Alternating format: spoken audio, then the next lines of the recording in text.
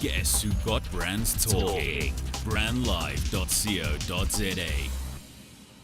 What's happening, everybody? It's another Thursday. Welcome to it. It is Film Chats with D every Thursday on brandlive.co.za. Today in the studio, I've got Neani, who goes by a cinematographer. He doesn't want to be called a film student, but that's what you studied. Hi, how are you doing? I'm doing well. How are you? Good. It's great to be here. You're very nervous. I can see it in your voice. I can see it in your face. Don't be nervous. Can you tell us a little bit about yourself? Who are you? I'm. First of all, I was born in Angola. Okay. I've been living in South Africa since I was a baby. Okay. And I fell in love with film ever since I was a kid.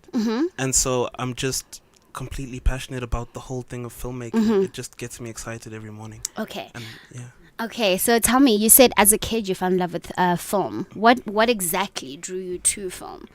I think that I struggled making friends when I was young. Okay. And All the nerds do, don't worry. exactly. Yeah. And cinema was sort of my escape. Movies were my friends. And I don't think that that's sad. I actually think that that's beautiful. It is. And at some point when I was about 13, I sort of started to believe and connect that I could actually make these. And just the idea of being able to give that to someone else the way that I had it when I was a kid, to Okay. have something like that for yourself, That's fabulous. Yeah. Now, you said that you used film as friends. So who was your first friend that you fell in love with? My first friend was probably, I think I watched Fight Club when I was very young. Fight Club. Fight Club is like 18. Yeah, Fight Club. How old were you when you Surf watched Fight Ninjas. Club? When I watched Fight Club, I was probably 4 or 5 years old. 4 or 5 years old. The first, it's funny. We used to hide behind the couch Okay. and watch my dad watch movies. And you did the peekaboo eye Exactly, thing. and Yeah. we would like run away when we got scared. So the first few films that I remember watching are like Deep Blue Sea, Judge Dredd, All Fight of them Club, 18. except for Surf Ninjas. I loved Surf Ninjas, and that was a kids movie. And then how old were you when you moved to South Africa? I was 4 years old. 4 years old. Yeah. And then you went to which school for film? For film, I went to UJ. Okay. And how was that? UJ is a very interesting place to be. I had never been around that many people, Okay. and I think it's different in that way from some of the other smaller colleges because it's a university with all the other stuff going on. Sure, yeah. So there's just like, and I think it was nice to meet people who are passionate about what I'm passionate about. Is what made the biggest difference, and I really enjoyed it. I enjoyed the environment, and to be honest, I'm enjoying it to this day. I have positive feelings for UJ. Yeah. Even though there are some issues. Yeah. But I love it. And okay, so the University of Johannesburg versus AFDA. Do you know people that went to AFDA? Yeah. Okay. Yeah, I know. Funnily enough, there's a good 3-4 people from my high school that went to AFDA, and I think that I've been able to see the difference. Amongst film students, UJ has a very negative perception compared to AFDA. When you say negative, what do you mean? They tend to think that UJ is too theoretical. Yes. They tend to think that UJ students are not very adventurous or creative.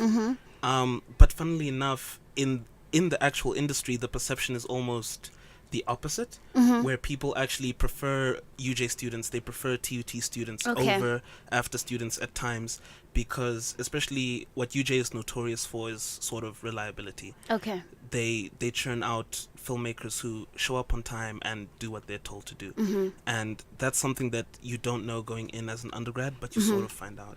What do you think that edge is that UJ students have that that people in the industry prefer over after students? I think that at UJ it's very strict, very sort of high pressure in the sense that you have to do what you're supposed to do now. Sure. They don't give you a lot of room to play around. Which is like the industry, actually. Exactly. Whereas at AFDA, I've always described AFDA as being a bit more of it feels a bit more like a private school space. There's a lot of cliques, there's a lot of like arguing, there's a lot of people thinking that they're too big for the course that they're in, so they try and push and do different things, which on one hand is great, but on the other hand it doesn't really teach you how to just play your part in the team. Sort of. Okay. Yeah. What do you, as a person that's going into the film and television industry, how important do you think tertiary education is for someone who wants to be in the film and television space? I think that you have to decide what your journey is going to be. There's obviously great filmmakers that have gone to schools and great filmmakers that haven't. What was very important for me is that I knew that I needed to meet people that were studying film and that were passionate about film, because I didn't know as many people from when I was young. Okay. And that's very valuable. That can't be overstated, because you go to school and you meet people that are going to be hiring you and who you are going to be hiring and working with for the rest of your life. And in addition to that, I think that you sort of have free space to grow up as opposed to going straight into working. Okay. So I think that it is valuable. I wouldn't say it's necessary, but what you should do is watch a lot of videos online of people giving their experiences of going to film school or not going to film school, and then make a decision based on what you think you need. And now that there's YouTube, a lot of people tend to watch YouTube videos and become filmmakers overnight. What do you think about that? What's your take on that? You can't learn everything from YouTube. I had a great Nchaveni Waluruli, who's a great filmmaker, was one of our lecturers, and he used to say, no one can make you a filmmaker. And it's very true. No matter how many YouTube videos you watch or even how many lectures you sit in, you're the one who has to practice those things and learn how to think, because creativity is problem solving. And you have to start learning how to exercise that and how to have a voice and an aesthetic. And so YouTube helps a lot. Everyone is on YouTube. Yeah. I can tell you that even when you work with people who are top people in the South African industry doing ads or doing TV, they also go on YouTube for tutorials. But it doesn't do everything. And we are coming into a time where South African film is starting to take, a stance and whatever. What is your stance on that? Because there's a lot of movies coming out of South Africa. Some are not seen in the cinemas because of budgets and all of that stuff. So where do you think the South African film and television industry is right now? I think that we're at a good point in history because we're at the start of something. And so it's exciting for those of us who are young. We're going to get to see that. I think that right now the cinema system with the Ster-Kinekor and New Metro is very oppressive, because Oppressive how? What do you mean? They have very strict rules in terms of what they're going to screen and what they're not going to screen. And once you do get on their platform, you don't get necessarily a lot of time. So, for example, instead of releasing you in 50 cinemas, like they would for an international film, they'll release you in 5 cinemas. Oh, wow. And then if you don't do well initially in those 5 cinemas, you get pulled off immediately after a week. And so wow, sometimes that that's makes something it difficult. crazy to learn. Yeah. Sometimes that makes it very difficult in terms of executing your marketing strategy and things like that as a filmmaker. And I think that where people are going is still not quite right. We're getting there in terms of making films that South African people want to watch. Yeah. But we're not quite there. There's still a lot of films that are getting made sort of for film festivals, and a lot of films that are getting made basically for international audiences. But it is really exciting. I think Farewell Ella Bella has gotten me quite excited. Five Finger for Marcel, everyone hates it, but I kind of like it because it's a bit of a free film. Obviously, Ngleba, guys, forgive. Is obviously one that everyone has gotten excited about. So I think there's a lot that's happening.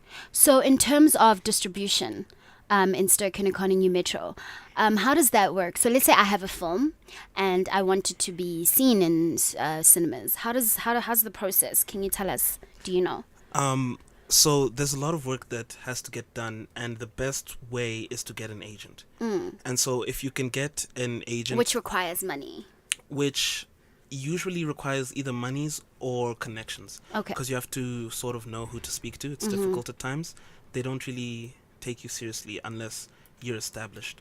So for most people, their first time getting in there will usually be through a mentor. So their mentor already has communications with an agent, and then they'll ask the mentor to put them through and try and sell their film. Okay. Because you can sell for, like,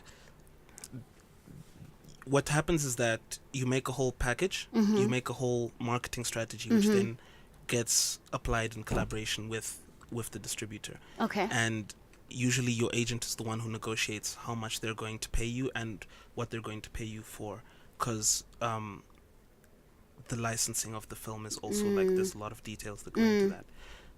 But there are other options, which is something that I found out recently as well, which is recently sort of end of 2017, because there's all kinds of things like movies that get screened on airplanes, there's TV, and there's other forms of distribution. So some people make films literally for airplanes, literally. There's some people who are pushing that. There's some people who are managing to make several films for TV, and they're literally, putting their kids through school, and they're doing fine. So it's interesting that there's other options like that. That's cool. Now, as someone that's going into the industry after school, what has been your biggest challenge as a young person that's trying to break through the television and film industry? I think that the biggest internal challenge is differentiating yourself and having enough time to practice your craft, because you have to practice things to get better. Of course, and that's important. And then the biggest external challenge is mostly access and then bad reputation. Students in the film industry have a negative reputation. Why?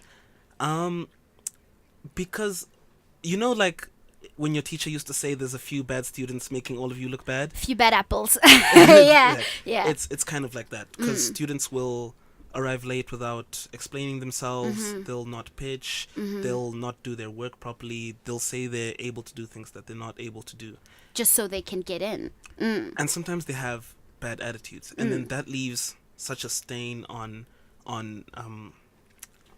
what's the word, on the industry, that they then don't like students at all. Now, I've heard, because I've obviously spoken to, students that went to AFTA, and I myself went to the University of Johannesburg, and they say there is a slight difference. And I can tell because there's a lot of graduates that have come from UJ, and they say they spent 3 years at school, but they didn't learn anything. And then you get to places like the SABC or a private production company like Red Peppers, for example, Urban Brew, and you get there and there's, new equipment that is being used, because we still use like really old equipment. So, where do you think the difficulty comes in with that, like the difference and I have a mentor who went to UJ. Who is your mentor? Can you tell us? Rick Shwakim. Okay, who's so that? he's a cinematographer. He mostly does TV adverts. And he was the first one to sort of alert me to some of the things that I was going to find out about. Okay. Towards the end of first year, I met him and he said, listen, there's some problems. But I think that no matter where you study, you never necessarily learn exactly what you need to do. At WITS, for example, they actually work on the exact right kind of equipment, because they work on Sony's and they work on, for example, like the Canon lenses. I actually want to get your opinion after the break on which camera do you think is the best, but we'll talk about that after the break. Still chilling from Chats with D. I'm with Neani. Don't go anywhere, because after this we're still chatting film and television. Harnessing the power of talk radio. Brandlive.co.za. Hey Bonang, how are you? Hi Tuli, you look so beautiful. Hey, long time no see. What happened to your skin, by the way? The last time I saw you, you had a lot of blemishes and breakouts. It was so terrible, man. Wow, thanks for that, Bonang. Luckily I discovered DMK. Have you heard of DMK? DMK? Who are they? DMK is a paramedical skincare brand that specializes in all skin conditions. Would you like their number? Yes, please. I know you're not good at numbers, so let me give you their website address, because your skin looks terrible. It's www.dmkskincare.co.za. Have you ever thought about the power of social media? Social media has the power to make your business grow. Grow! Yeah. Why don't you let us manage your social media? Because our business is to see your business grow. Visit us at www.bstownmedia.co.za. Whether you're an athlete or just going about your day-to-day business, use Turbo Freeze on the go for any pain relief or inflammation. It's the #1 pain relief formula. To find out more, log on to our website www.turbofreeze.co.za. You're listening to brandlive.co.za. Still tuned with Dina on Film Chats with D. I'm with Neani. And before we went to the break, there's a question that I asked you, UJ versus after students, and the difference and the difficulties or whatever. Let's carry on discussing that. I think that you never learn everything that you need to learn. And so, like, what I've found is one of the biggest weaknesses at other places, apart from UJ, is that you don't learn African cinema. Oh, yeah. So you don't understand a lot of the aesthetics that you actually need to know to make films here. They learn a lot of American things. And like you said... Which is still happening in schools. Yeah. Is there a university that offers African film? WITS does a course on African literature. Oh, okay. Which helps a bit. And UJ does some African film and South African film history. Okay. I feel like you won't necessarily learn the equipment that you're going to use in the field. Okay. Especially because you don't know what job you're going to do. And like live broadcast work, for example, is so different from working on a soap opera, which is again different from working in advertising. But like I was saying before the break, I think that the university that uses the equipment which is most similar to what's most commonly used is WITS. Because so you would say that WITS is the best place to study film? Undergrad, in your opinion? Specifically. Undergrad, right now. Okay. Undergrad, yeah. And honors? You're not quite too sure yet. When I spoke to a man who used to run the WITS school department, and he said that what's best to do is after your undergrad, try and work for 2 years. Okay. And then once you've decided what you're going to specialize in, to then come back and do your postgrad, and then at that point you go to after. Talking about specializing in film and television, there's a producer, there's a director, there's a lightsman, there's a sound guy, there's an editor. What made you specialize in cinematography? Sorry.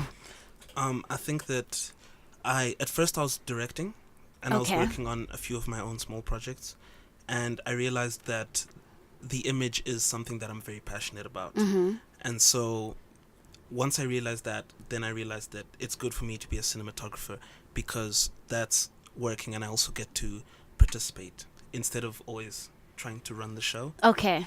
And editing sort of came naturally to me because of animation.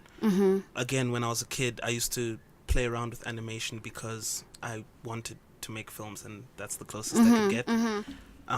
So editing came naturally, and then cinematography is just because I was always into it. Like when I see a pretty image in a film, like I see something that looks good, it can genuinely make me cry at times, and I get like legit excited. So it's what I should be doing. So for those who don't know what a cinematographer is, of course I know, but those who are listening that don't know, what is the job of a cinematographer?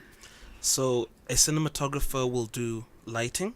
Okay. And will usually operate camera. In South Africa, they usually operate camera. And then you're going to interact with the DIT. What does that stand for? Digital. I think it stands for Digital Intermediary Technician. But the DITs are in charge of transferring all of the data.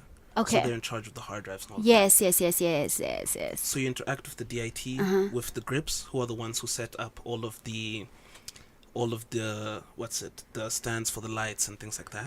And you also interact with the electrical department, who will set up your ballasts and your generators if you need one. So as the cinematographer, it's one of the most important positions on a set, because you essentially get most of the technical things that the director wants to get done. He'll tell you, and then you will distribute to the other department. Okay. Yeah. Okay. Now, when you start making films, how important is it going to be to have African elements in your film that say I am African, instead of doing the whole, American narrative all the time? I think it's crucial. I think that like already in like the little things that I've done on YouTube over the years, I've seen that when something has that very natural South Africanness to it, not like, and I say natural, like, you know, sort of like how we are now, it flows, like we're not trying to be South African. Yeah. When you have that, it sort of, it skyrockets. People love that once they get it. And so I think it's just natural to do it, and as well because it's almost a form of emancipation, if that makes sense. I think that if we make films that are about ourselves, that'll make people feel happier. Happier in the sense of feeling more proud of who they are. And where they come from. What kind of stories do you want to tell? And I always find it difficult to describe this. There's two veins that my storytelling naturally goes into. So on the one hand, I like very dark neo-noir type films with action and murder, horror films and stuff. Like That Quentin stuff is fun. Tarantino style. Yeah, definitely. And then on the other hand, I sometimes feel like making very light-hearted comedies with a very serious message underneath. And so those two types of films are where I really just have fun. And in terms of South African audience, what stories do you think they are ready to watch? Because, you know, growing up, all we knew in South African film was apartheid movies about armies and all of that. So what stories do you think we as an audience are ready to watch, and which we are not so ready to watch yet, and why? I think that it's broader than we think it is, but at the same time, we need to communicate to people in a way they understand. If you look in TV especially, there's starting to come up, I think it's called The Herd, and if you look at The Herd and like a lot of shows that are coming up, you're starting to get some diversity and some experimentation, and people are enjoying it. So I think that you can do that, but maybe that's more the urban audience. We'd have to check. But I think that what people definitely understand is when you present a story in their way. So you can make, for example, a horror movie. A friend of mine was... Which I honestly think South Africa needs horror movies. There's a lot of scary things that happen in this country. But you know? we don't need dumb horror movies. We need something that people can relate to. Some like a movie that's literally gonna make someone, you know, poo-poo in their pants. Yeah. My friend was telling me a story of how his grandmother grew up in the rural areas, and hyenas used to make sounds like babies crying to get people to come out so that they would attack them. And I'm like, what? That's brilliant. Yeah. Like if you play that, you know, Emakaya and whatever, like people will understand something like that. Sure, yeah. So I think definitely comedies have been proven to work. Rom-coms work commercially, but I think people are also low-key tired of them. I don't think any people get tired of rom-coms. I think it's one of those, you know, genres where you sit and watch because, you know, you're having a bad day and you just want to, you know, relax and feel... Yeah, that's true. Yeah. That is true. I think people will always fall in love. Yeah. And that's why romance doesn't die out. Yeah. Okay. Before we go quickly, can you name one favorite South African cinematographer or director and one favorite American cinematographer director? Ernest Nkosi, favorite South African director. I'm biased. Rick Shakim, favorite South African cinematographer. I said one each. That was, director or cinematographer. Okay. Yeah. So favorite American director or cinematographer. I only get one. The first one Bradford that pops. Young. Oh, okay. Bradford Young, my goodness. And any advice you have for individuals that are studying film at the moment and that are maybe graduating next year, and that people that want to get into the space, what's your advice? You need to watch as many films as you can, and you need to figure out what you're going to do and practice it. Okay. So if you're going to practice, make films, you've said that word like a lot of times. So practice. It's the most important thing. Yeah. Once you've made a lot of films, you start getting better. Oh, before we go quickly, please tell us about your feature film that's coming out in September. Quickly. Oh, how could I forget? Congratulations, by the way. Yeah. We finished a feature film called Love Stoned, and we've been promoting it. It's coming out on the 30th of September. 30th of September. Yes. Okay. And so there's going to be a website. I think lovestone.co.za. Lovestone.co.za. And Okay. you'll be able to buy tickets online. And we're going to be screening in Brom at a cinema room in the Once in Joburg Hotel. And it's going to be a great premiere, and it's going to be That's fun. so nice. I'm so happy for you. Congratulations. Yeah, thank you so much for coming and taking out the time. Thank you so much for listening to this week's edition of Film Chats with D. Catch me next week. And for those who listen every week, thank you so much for the support. Don't forget, next week we at it again. I'm out. Peace, love, and happiness. Harnessing the power of talk radio. Brandlive.co.za